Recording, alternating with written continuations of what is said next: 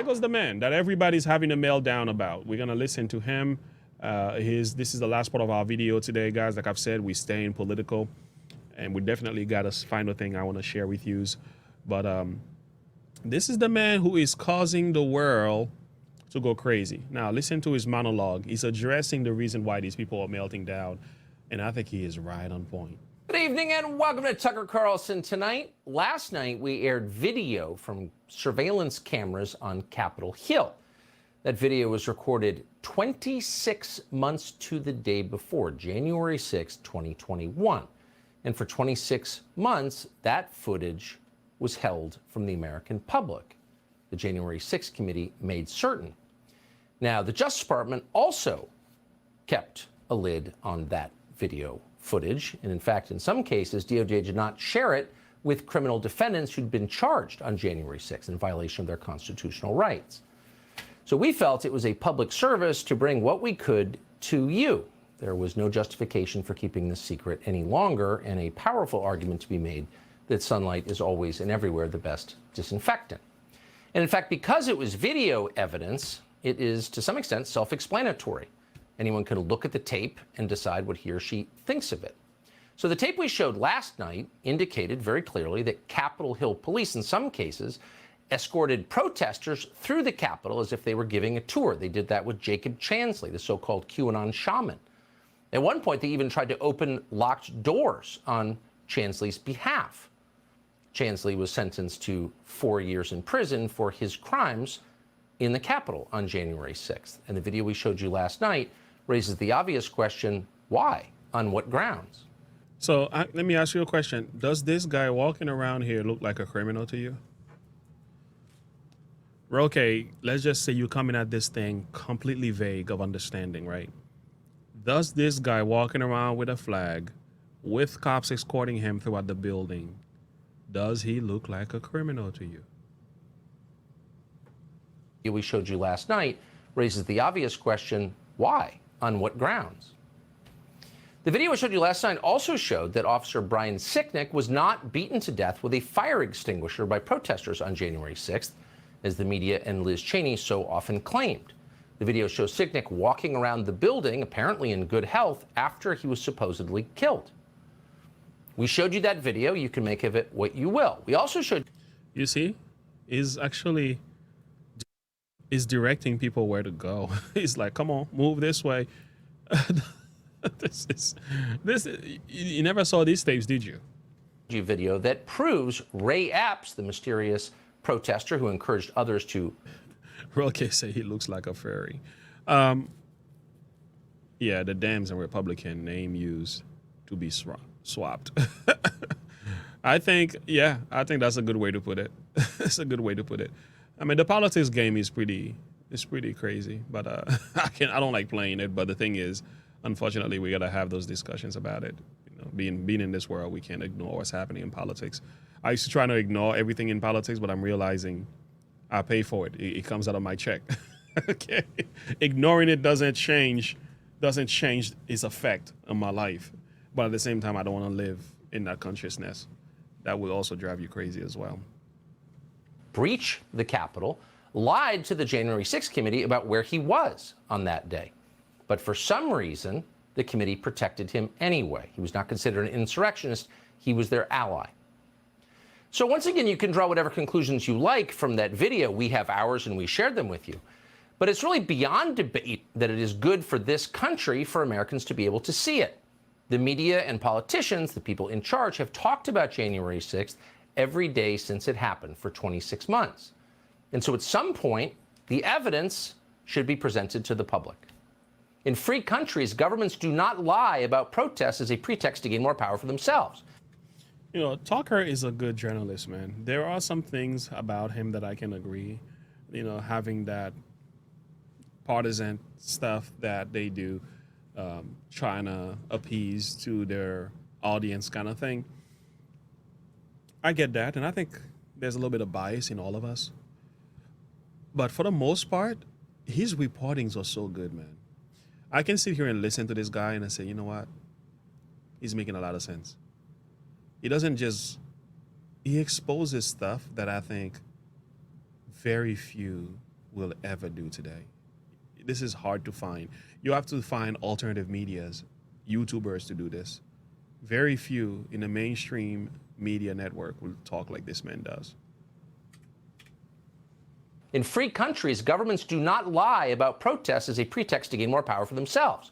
They don't selectively edit videos for propaganda services and then lie about them in fake hearings and show trials. But that's exactly what happened. And every member of Congress should ask why that happened.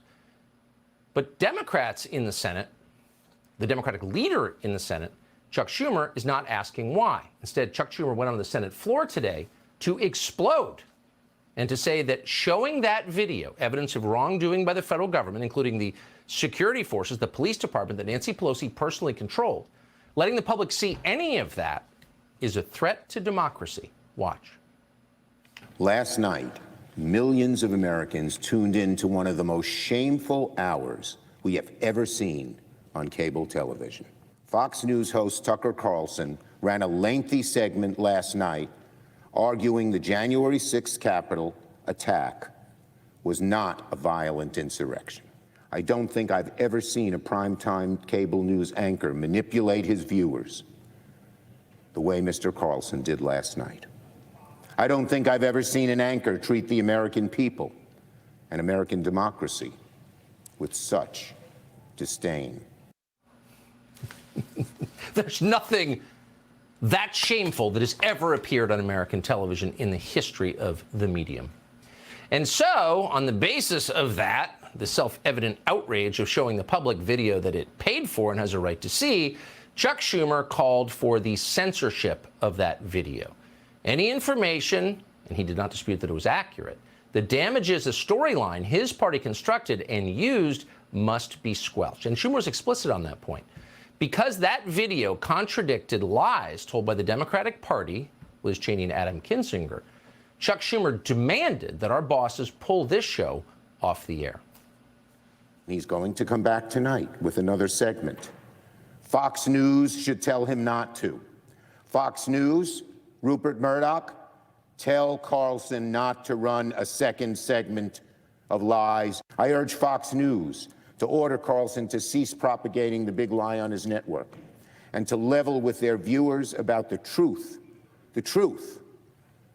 behind the efforts to mislead the public.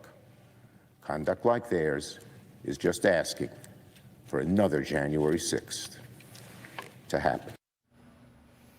It's a threat to democracy. Pull him off the air. A couple of obvious observations. You don't often see the Senate Majority Leader openly call for censorship on the floor of the Senate as if that was totally normal and didn't contradict the spirit and the letter of the First Amendment, but of course it does. But what's really happening here, what you're seeing is hysteria, the overstatement, the crazed hyperbole, the red-in-the-face anger. What is that? Well, it's not outrage, of course, it's fear, it's panic. Those videos, which we did not retouch, which we brought to you after running everyone by the Capitol Police to make certain that we didn't imperil anybody, we told you that last night, those videos touch a nerve because they're a threat to the lies that Chuck Schumer has been telling for the last 26 months, and not just Chuck Schumer. We should also tell you that Chuck Schumer, the Senate Majority Leader, was joined in this outrage by the Senate Minority Leader. And that would be a Republican, Mitch McConnell. And they were joined by a cascade of other Republicans, Tom Tillis from North Carolina, Mitt Romney from Utah, all sharing the same outrage. And from this, we learn two things. One, you're getting close to what they really care about. And you have to ask yourself, why? Why is it so important that they would degrade themselves by telling such obvious lies and calling for censorship? Why? What are they trying to protect? That might be worth exploring, and we plan to. And the second thing that we learned from this is that they're on the same side. The Senate Majority Leader joins the Senate Minority Leader. Tom Tillis, Mitt Romney. They're all on the same side. So it's actually not about left and right. It's not about Republican and Democrat. Here you have people with shared interests. The open borders people. The people like Mitch McConnell who are living in splendor on Chinese money. The people who underneath it all have everything in common, are all aligned against everyone else. And that would include almost all news organizations in this country as well. And so if you're watching this film, it might be kind of interesting to keep a list, because one thing we learned today is that they're all in agreement with each other. They kind of outed themselves. They sort of showed their membership cards in whatever club this is to the public. So keep a list. If you want to know who's actually aligned, despite the illusion of partisanship, we found out today. We have a little more tape for you tonight. So if you take 3 steps back, you may notice that the one person really who's... All right, so we're gonna find that video where he speaks about that one person. There it is right there. All right, let's take a listen to that. Tucker Carlson is doing a good job. People who want to condemn Tucker, something's wrong with you. The thing is, he's doing a much better job than a lot of news are doing right now. So hate it or love it. I love it. I love truth. Even when it's uncomfortable, I love it because the truth sets me free. The truths help me. The truths help me to see things in ways I didn't see before. Truth. When I became a Christian, one of the first things somebody told me is, James, you are a sinner. And if you don't turn, you will burn. That was the best thing I ever heard. That made me mad. Inwardly, my soul was wounded, but I was freed. Because the moment I heard that, I said I have a choice to make. To believe in the grace of Christ or to die in my sins. I chose option A. The thing is, when you tell people truth, people that are afraid of lying to people, you tell people the truth, oftentimes we can handle it. Even when it burns, even when it hurts, there's a way that people will take it and they will work with it. They will adopt. But when you tell people lies, even when they're on your team, you know eventually what happens? The same people will turn against you. The same people will figure out the truth and realize how much of a liar you are. You may have power for a period of time and lose it. I think of Pilate, for example, right? When Pilate knew that Jesus was innocent, Pilate knew this. He washed his hands and said, I am free from the blood of this man. As if, because he evaded the situation, but he gave Jesus to be crucified, he did the bidding of the Jews for them, even though he violated his own conscience. So he did this. Why? Because he loved power so much. The Bible tells us that the Jews said to Pilate, unless you condemn Jesus, you are not Caesar's friend. That was a powerful statement. They knew, the Pharisees knew what they were doing. So when they told Pilate this, they broke him down because he's like, I want to get the promotion. Because back then in Rome, if you don't earn Caesar's smile, if Caesar doesn't smile at you, you don't get the promotion. Pilate is like, oh, no way. I need to be promoted. So therefore, I'm going to violate my conscience.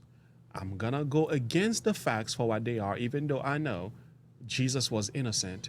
But again, we know ultimately he was doing God's will. I can understand that. But the man chose to condemn. And again, his wife got a dream telling Pilate, don't do it.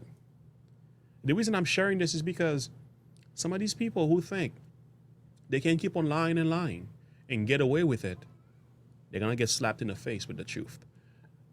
So Pilate, after he did all of this, you know what happened to him? What happened to him? He actually committed suicide.